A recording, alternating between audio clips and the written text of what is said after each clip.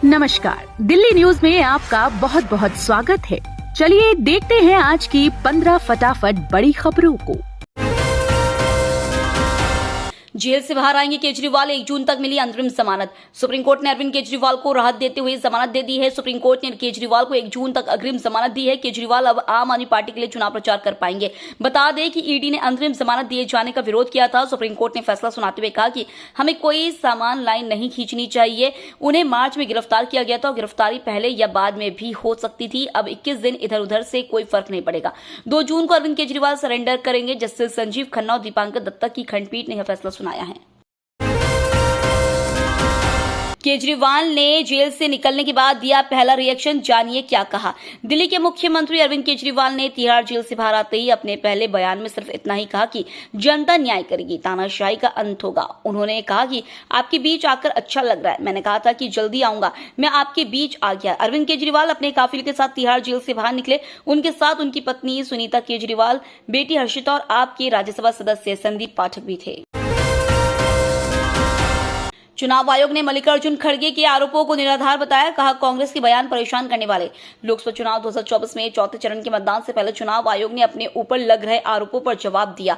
मुख्य विपक्षी दल कांग्रेस के अध्यक्ष मल्लिकार्जुन खड़गे ने चुनाव आयोग पर आरोप लगाते हुए मतदान के आंकड़े जारी करने में देरी को लेकर सवाल खड़ा किया था। इसके जवाब में चुनाव आयोग ने कहा कि खड़गे के आरोप पूरी तरह से निराधार है। निर्वाचन आयोग ने कुप्रबंधन, मतदान प्रतिशत का आंकड़ा जारी करने में देरी संबंधी खड़गे के आरोपों को खारिज किया और आरोपों को निराधार और बिना तथ्य वाला बताया।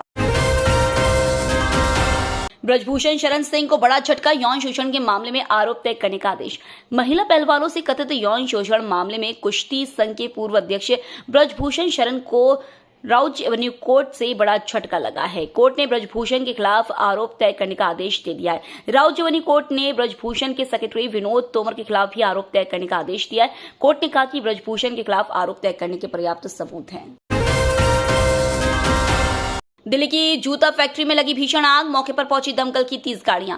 दिल्ली के नरेला औद्योगिक क्षेत्र में बीती रात एक जूता फैक्ट्री में आग लग गई। आग की लपटें इतनी तेज थी कि देखते ही देखते उसने जूता फैक्ट्री को अपनी चपेट में ले लिया। फैक्ट्री में आग लगने से इलाके में अफरा तफरी मच गई। जानकारी के मुताबिक आग रात 8 बजे लगी। आग फैक्ट्री के बेसमेंट ग्राउंड और फर्स्ट फ्लोर पर लगी। हालांकि गनीमत रही कि समय रहते आग पर काबू पा लिया गया। मौके पर पहुंची दमकल की 30 गाड़ियों ने आग पर काबू पाया। वहीं इस आग में किसी के हताहत होने की खबर नहीं है।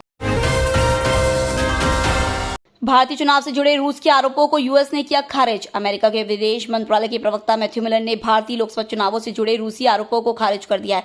उन्होंने कहा, हम भारतीय चुनावों में खुद को शामिल नहीं करते हैं। बता दें कि एक दिन पहले रूस ने दावा किया था कि अमेरिका भारत के संसदीय चुनावों में हस्तक्षेप करने और आंतरिक राजनीतिक स्थिति को असंतुलित करने की कोशिश कर रहा है। अमेरिकी विदेश मंत्रालय के प्रवक्ता मैथ्यू मिलर ने एक प्रेस कॉन्फ्रेंस में कहा, नहीं, हम भारतीय चुनावों में खुद को शामिल नहीं करते क्योंकि हम दुनिया के किसी भी चुनाव में खुद को नहीं शामिल करते। ये फैसला भारत के लोगों को लेना है।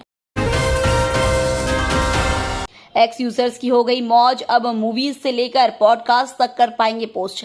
एलन मस्क ने जब से ट्विटर यानी एक्स की कमान संभाली है तब से उन्होंने ना जाने इसमें कितने परिवर्तन कर डाले हैं। यूजर्स के एक्सपीरियंस को बेहतर बनाने के लिए मस्क लगातार इस माइक्रो ब्लॉगिंग प्लेटफॉर्म में नए नए फीचर्स जोड़ते जा रहे हैं। अगर आप भी ट्विटर यानी एक्स का इस्तेमाल करते हैं तो अब आपके लिए एक और खुशखबरी है।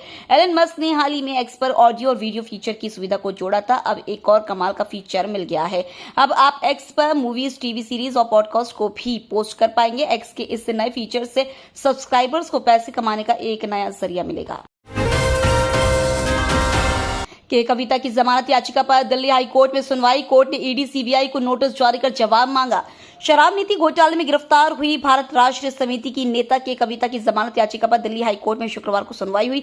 जस्टिस स्वर्णकांता शर्मा की बेंच ने ईडी और सीबीआई को नोटिस जारी कर जवाब मांगा। अगली सुनवाई 24 मई को होगी। वकील मोहित राव और दीपक नागर ने कोर्ट में कविता का पक्ष रखते हुए कहा, कविता 2 बच्चों की मां है, उनमें से एक नाबालिग है जो उनकी गिरफ्तारी के कारण फिलहाल सदमे में है और डॉक्टरों की देखरेख में है। केजरीवाल को जमानत मिलने के बाद भी लटका रहेगा दिल्ली मेयर का चुनाव। दिल्ली के मुख्यमंत्री अरविंद केजरीवाल को 1 जून तक सुप्रीम कोर्ट से अंतरिम जमानत मिल गई है। उनके चुनाव प्रचार पर कोई पाबंदी नहीं है। अरविंद केजरीवाल को अब 2 जून को सरेंडर करना होगा। हालांकि अंतरिम जमानत मिलने के बाद भी केजरीवाल सरकारी कामकाज में दखल नहीं देंगे और फाइनों पर हस्ताक्षर नहीं करेंगे। सुप्रीम कोर्ट ने जमानत के साथ ही कुछ शर्तें भी लगाई हैं, जिसके तहत वह अपनी ओर से दिए गए बयान से बाध्य होंगे कि वह आधिकारिक फाइलों पर तब तक हस्ताक्षर नहीं करेंगे जब तक कि दिल्ली के उपराज्यपाल की मंजूरी अनुमोदन प्राप्त करने के लिए यह आवश्यक ना हो। दिल्ली में आपके लिए प्रचार करेंगे पंजाब सीएम भगवंत मान। आज होगा रोड शो। पंजाब के मुख्यमंत्री भगवंत मान दिल्ली में आम आदमी पार्टी के लिए प्रचार करते नजर आएंगे।